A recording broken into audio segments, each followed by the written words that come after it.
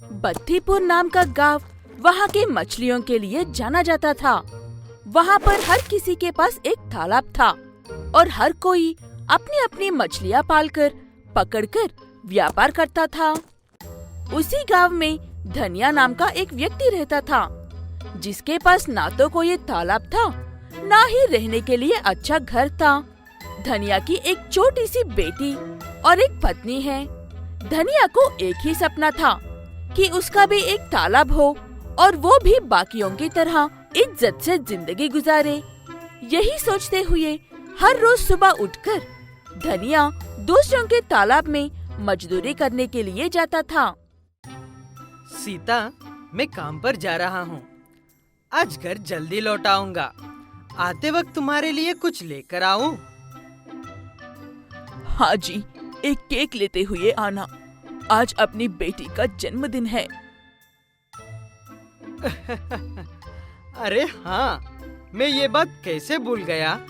उसे ये मत बताना कि मैं भूल गया था। अच्छा, अब मैं चलता हूँ। ये कहते हुए धनिया काम पर चला जाता है और एक एक करके सभी लोगों के तालाब से उनके जाल निकाल देता है और वापस तालाब में जाल बिछा कर भी देता है। यही उसका काम था। आज मैं सिर्फ उन्हीं के तालाब में काम कर रहा हूँ जो मुझे आज नगद पैसे देंगे। नगद पैसे चाहिए तो आधे पैसों के लिए काम करना पड़ेगा तुम्हें। करोगे? नहीं, गांव में और भी तालाब है। मैं उनसे बात करके काम कर लूंगा। ये कहते हुए धनिया वहाँ से चला जाता है। गांव के सारे तालाब के मालिकों से मिलता है। सभी लोग धनिया की मजबूरी का अलग अलग तरीके से फायदा उठाने की कोशिश कर रहे थे। धनिया घूम फिर कर जाकर एक पेड़ के नीचे बैठ जाता है। तभी वहाँ पर उससे भी ज्यादा एक परेशान व्यक्ति आता है। क्या बात है दानिया, परेशान लग रहे हो? मेरी छोड़िए अजय साहब, मैं तेरा गरीब आदमी हमेशा परेशान ही रहता हूँ। आप बताइए, इतना बड़ा तालाब होने के बावजूद भी परेशान लग रहे हो? कितना बड़ा तालाब होने पर भी क्या फायदा दानिया, एक मछली भी हाथ नहीं लग रही है। मैं जाल डाल डाल कर थक गया हूँ। हर बार गिनती के 4-5 मछलियाँ ही हाथ लग रही है। उनसे क्या व्यापार करूँ दानिया? आपका तो मुझसे भी बुरा हाल है। ठीक है, मैं चलता हूँ। आज मेरी बेटी की जन्मदिन है। उसके लिए केक खरीदने के पैसे इकट्ठा करना है मुझे। ये कहकर वहाँ से जा रहे धनिया को रोककर अजय कैसे भी करके उसके तालाब से मछलियाँ पकड़ने के लिए कहता है और अच्छा व्यापार हुआ तो उसमें से कुछ हिस्सा मुनाफे का धनिया को भी देने का वादा करके फिलहाल के लिए उसकी बेटी के जन्मदिन के केक के लिए कुछ पैसे देकर वहाँ से चला जाता है। धनिया केक लेकर घर पहुँचता है। घर पहुँचने के बाद धनिया और उसकी पत्नी सीता मिलकर उनकी बेटी का जन्मदिन मनाते हैं। उनकी बेटी गीता काफी खुश थी। धनिया भी काफी खुश था, लेकिन उसकी खुशी में चिंता नजर आ रही थी। उनकी बेटी गीता अपने दोस्तों में केक बांटने के लिए जाती है। तभी सीता उसके पति से उसकी परेशान होने की वजह पूछती है। तब धनिया, जिन्हें मैं अपने समझता था वही मेरी मजबूरी की फायदा उठा रहे हैं, लेकिन अजय साहब ने एक प्रस्ताव रखा है। ये कहते हुए धनिया अजय की कही हुई सारी बात अपनी पत्नी सीता से कहता है। सब सुनने के बाद सीता, ये तो बहुत अच्छी बात है। मुझे आप पर पूरा विश्वास है। आप कुछ भी करके उन मछलियों को पकड़ लेंगे। बाहर गई हुई गीता वही दरवाजे के बाहर खड़ी होकर सारी बातें सुन लेती है और अंदर आकर अपने पिता से ये कहती है कि पिताजी, मेरे पास मछली पकड़ने का बहुत अच्छा उपाय है। सुनना चाहोगे आप? हाँ मेरी होशियारी बच्ची, बताओ कैसे पकड़ूं मैं मछलियाँ? धनिया की बेटी गीता उसे पीवीसी पाइप्स के बारे में बताती है।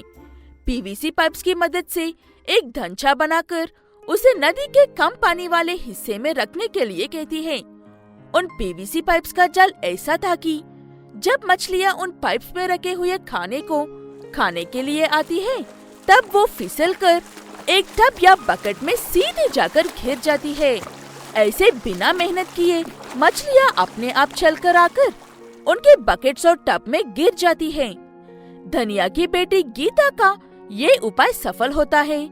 उन पीवीसी पाइप्स की मदद से धनिया अजय के तालाब में ढेर सारी मछलियाँ पकड़ता है और उन मछलियों से व्यापार करके अजय पहले जैसे हो जाता है। तब अजय धनिया से, ये लो दानिया, ये मुनाफे में का आधा हिस्सा है। मेरी आर्थिक स्थिति पहले जैसी हो गई है, वो भी सिर्फ तुम्हारे वजह से ही। अब से जितना भी कमाई होगी उसमें से आधा हिस्सा तुम्हारा होगा। इतना सब करने की कोई जरूरत नहीं थी अजय साहब, मैं अपनी मजदूरी के पैसे में ही खुश था। साहब नहीं, बा या दोस्त कहो, तुमने मेरी मदद की, अब मैं तुम्हारी मदद कर रहा हूँ, इसके आगे कुछ मत कहो। ये कहते हुए अजय धनिया को चुप करवा देता है और ऐसे सब खुशी खुशी रहने लगते हैं। रामापुर गांव में गीता और सुंदर नाम के पति पत्नी रहते थे। इकलौते 1 एकड़ के खेत में चावल की खेती करके अपना जीवन गुजारते थे। लेकिन सुंदर चावल की खेती की कमाई से खुश नहीं था। उसे लगता था कि वो पैसे जिंदगी गुजारने के लिए काफी नहीं है। वो और कमाने की आशा में अपने खेत में अजीब अजीब तरह की फसल उगाने की निकाबियाब कोशिशें करता है। सुंदर के बारे में सारे गांव को पता है। ऐसे ही एक दिन गांव में से चलकर आते वक्त, इस बार कौन से बीज डालकर आ रहे हो सुंदर? क्या उससे कमाई अच्छी होगी? क्या तुम उन पैसों से बड़ा बंगला बनाओगे?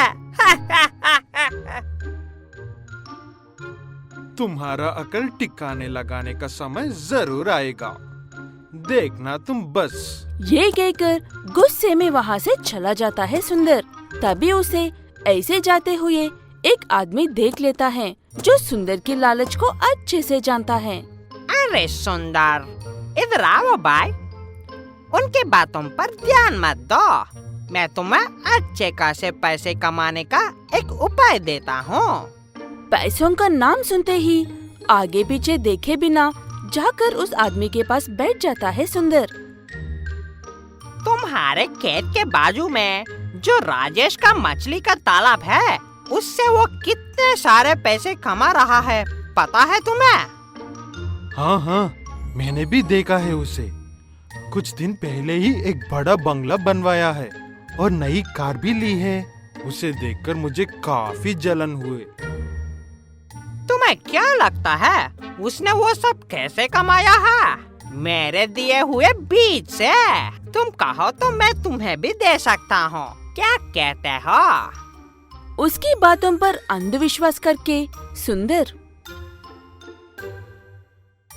हाँ दीजिए दीजिए, मुझे भी चाहिए, लेकिन मेरे पास तालाब तो नहीं है। मेरे पास जो बीज है वो कैसे है समझ रहे हो? साधारण खेत में डालने पर भी मछलियाँ आ जाएंगे और ढेर सारे पैसे भी, लेकिन इसका दाम थोड़ा ज्यादा है। ठीक है, कितना दाम होने पर भी चलेगा, दे दो मुझे। ये कहते हुए बड़ी मेहनत से खेती करके कमाए हुए सारे पैसों से उन बीजों को खरीद कर लेता है सुंदर। अगले दिन सुबह, इस बार मैं कैसे भी करके जीत जाऊंगा और उन मुंहफट लोगों का मुंह बंद करवा दूंगा। अब मुझे लाखपति और करोड़पति बनने से कोई नहीं रोक सकता है। अपने आप में ये कहते हुए खुशी खुशी खेत में जाकर लाए हुए इन बीजों को सारे खेत में डालता है। ओ रामैया, तुम एक ही धनवान हो, ये सोचकर ज्यादा मत इतरो। मैं क्या हूँ ये दिखाने का समय बहुत जल्द आने वाला है। उसकी बातें सुनकर हल्के से हंसकर वहाँ से चला जाता है रामैया। उसके 2 दिन बाद सुंदर अपने खेत में आकर देखता है। अब तक मेरा खेत तालाब में बदल गया होगा। ये 1 एकड़ खेत है। इसका मतलब तालाब बहुत बड़ा होगा और मछलियों से भरा पड़ा होगा। अब मैं और इंतजार नहीं कर सकता।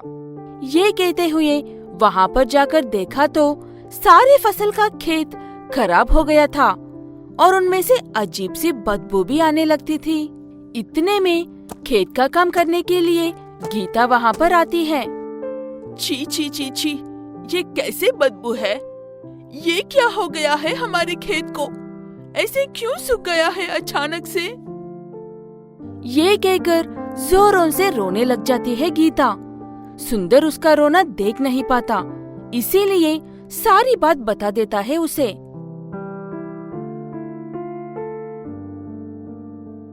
पैसों के लालच में इतना अंधे हो गए हो? ऐसे कैसे कर सकते हो तुम? छोटे बच्चे भी हाथ में पैसे देने पर 10 बार फरकते हैं। इतने मूर्ख कैसे हो सकते हो तुम? पैसों की लालच में मैंने आगे देखा ना पीछे, इस वजह से ऐसा हाल हुआ है। मुझे अच्छे से अकल आ गया है गीता। अब मैं आगे कभी ऐसी गलती नहीं करूँगा, मेरी विश्वास करो। ये कहते हुए सुंदर को भी आंखों में आंसू आ जाते हैं, इसीलिए गीता भी कुछ नहीं कह पाती।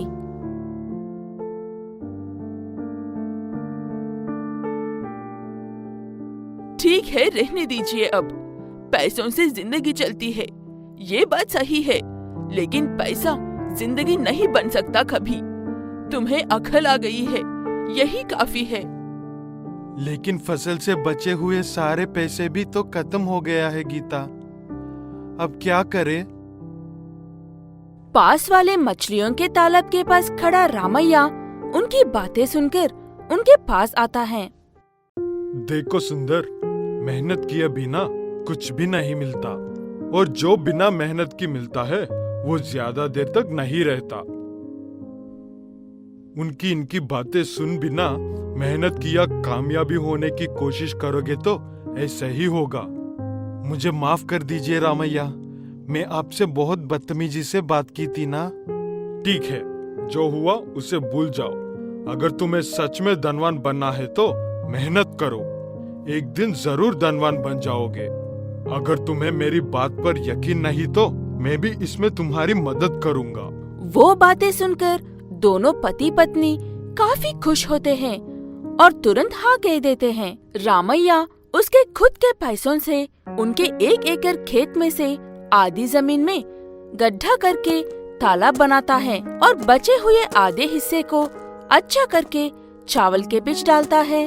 उसके बाद वो सब उनके हाथों में सौंप देता है। आप लोगों का जब अच्छा लाभ होगा तब मेरे पैसे लौटा दो। तब तक बिना कोई गड़बड़ किए अच्छे से कमाई कर लो। आपका बहुत बहुत शुक्रिया साहब जी।